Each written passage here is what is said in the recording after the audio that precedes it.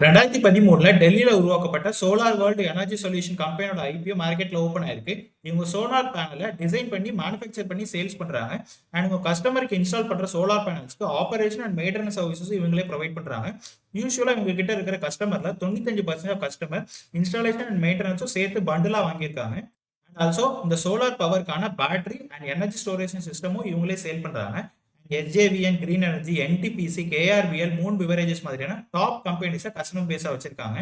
And இவங்களோட revenue பார்த்தோன்னா 2023 235 கோடியில இருந்து 2025 551 கோடி ரெவன்யூ ஜெனரேட் பண்ற கம்பெனியா வளர்ந்துருக்காங்க. அண்ட் ஆல்சோ 2023 14 கோடி ப்ராஃபிட் ஜெனரேட் பண்ற இவங்க கம்பெனி 2025 77 கோடி ப்ராஃபிட் ஜெனரேட் பண்ற லெவலுக்கு வளர்ந்துருக்காங்க. ஸோ சூப்பரான ஃபைனான்சியல் ஹிஸ்டரியை கன்சிஸ்டண்டா மெயின்டைன் பண்றாங்க.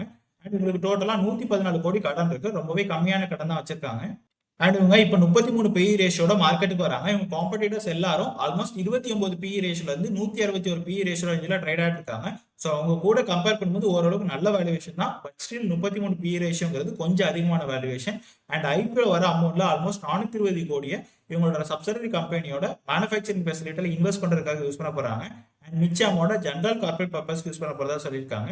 And also offer for sale மூலமா கொஞ்சம் ஷேர்ஸை ப்ரமோட்டர் சேல் பண்றாங்க. ஸோ ஐபிஓக்கு அப்புறம் ப்ரமோட்டர் ஹோல்டிங் 78% இருந்து 65% குறைஞ்சிடும். ஓகே தான், 60% மேல ப்ரமோட்டர் ஹோல்டிங் இருக்குது, பாசிட்டிவ் சைன் தான். அண்ட் எங்களோட பாசிட்டிவ்ஸ் பார்த்தோன்னா சோலார் பேனல் ரிலேட்டடா manufacturing, sales, maintenance and battery sales இந்த மாதிரி நிறைய டைவர்சிஃபைடான பிசினஸ் மாடல் பண்றாங்க. அண்ட் ஸ்ட்ராங்கான ஃபைனான்சியல்ஸை கன்சிஸ்டண்டா மெயின்டைன் பண்றாங்க. அண்ட் 2500 கோடிக்கு ஆர்டர் புக் வச்சிருக்காங்க. ஸோ ஃபியூச்சர் அப்கமிங் இயர்ஸ்லயும் நல்ல ரெவன்யூ க்ரோத் இருக்கும்னு நம்ம எக்ஸ்பெக்ட் பண்ணலாம். நம்ம இந்தியன் கவர்மெண்ட் இந்த இண்டஸ்ட்ரியை நல்லாவே க்ரோ ஆகிறதுக்காக புஷ் பண்றாங்க. அண்ட் நெகட்டிவ்ஸ்னு பார்த்தோன்னா சில கீ கஸ்டமர் கிட்ட இருந்து மட்டும்தான் மெஜாரிட்டியான ரெவன்யூ கிடைக்குது. ஸோ அதில் யாராச்சும் உங்க கான்ட்ராக்டை ஃபியூச்சர்ல கேன்சல் பண்ணா எங்க ரெவன்யூல பெரிய ஃபால் இருக்கும். அண்ட் ஐபிஓட வேல்யூவேஷன் கொஞ்சம் அதிகம். அண்ட் ஆல்சோ காம்படிஷன் கொஞ்சம் அதிகமாக இருக்கிற இண்டஸ்ட்ரி. அண்ட் இவங்களோட ரா மெட்டீரியலோட வாலட்டிலிட்டி அதிகம். மற்றபடி எல்லாமே ஓகே தான். ஆல்மோஸ்ட் 18% கிரே மார்க்கெட் ப்ரீமியம் இருக்கு. ஸோ ஷார்ட் டேர்ம் இன்வெஸ்டர் இந்த ஐபிஓல கண்டிப்பாக அப்ளை பண்ணலாம். நல்ல லிஸ்டிங் வருவதற்கான சான்சஸ் இருக்கு. அண்ட் லாங் டேர்ம் இன்வெஸ்டர் பொறுத்த வரைக்கும் ஒரு நாளைக்கு இல்லை ஒரு 2 நாளைக்கு முன்னாடி நம்ம பார்த்த சாத்விக் கிரீன் எனர்ஜி ஐபிஓ கூட 27 பிஇ ரேஷியோட ஐபிஓக்கு வந்திருந்தாங்க.